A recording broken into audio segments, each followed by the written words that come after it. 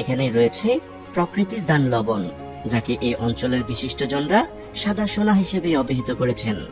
আজকের ভিডিওতে জানাবো বাংলাদেশের সম্ভাবনাময় লবণ শিল্পের বিস্তারিত তথ্য। বাংলাদেশের লবণ উৎপাদনের ইতিহাস। লবণ উৎপাদন সেই আদিকাল থেকে সমুদ্র উপকূলবর্তী অঞ্চলের একটি দেশীয় শিল্পোদ্যোগ ছিল।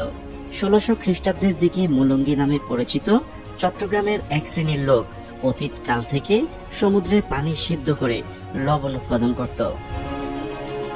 বাংলাদেশে যেভাবে লবণ উৎপাদন করা হয়, বাংলাদেশের সমুদ্র উপকূলীয় অঞ্চলে উৎপন্ন লবণকে কেন্দ্র করে বৃহৎ লবণ শিল্প গড়ে উঠেছে।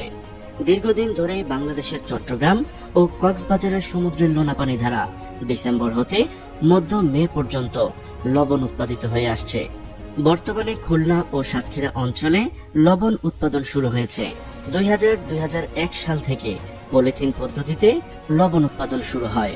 সনাতন পদ্ধতিতে একর প্রতি লবণের উৎপাদন ছিল 17.25 মেট্রিক টন এবং নতুন এই পলিথিন পদ্ধতিতে প্রতি একরে লবণ উৎপাদিত হয় প্রায় 21 মেট্রিক টন।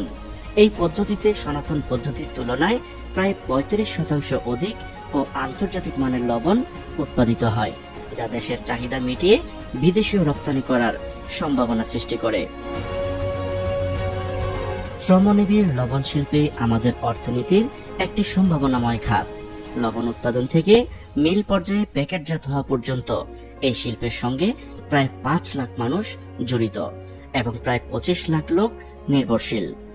জাতীয় অর্থনীতিতে এই শিল্প প্রতি বছর 1200 থেকে 1500 কোটি টাকার অবদান রাখে, যা ফিনিশড গুডস হিসেবে প্রক্রিয়াজাত হয়ে 3000 থেকে 3500 কোটি টাকায় দাঁড়ায়।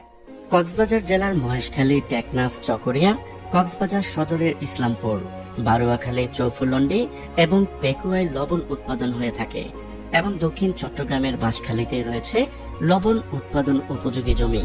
এই জমির পরিমাণ বিসিকের হিসেব মতে 94,000 একর হলেও বাস্তবে এর পরিমাণ প্রায় 2 লাখ একরের কাছাকাছি।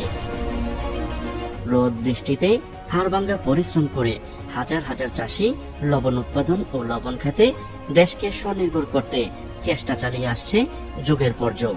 2019 সালে কক্সবাজার জেলায় রেকর্ড পরিমাণ লবণ উৎপাদিত হয়েছে। পরিমাণে তা 18,200,000 মেট্রিক টন, যা গত 58 বছরের মধ্যে সর্বোচ্চ।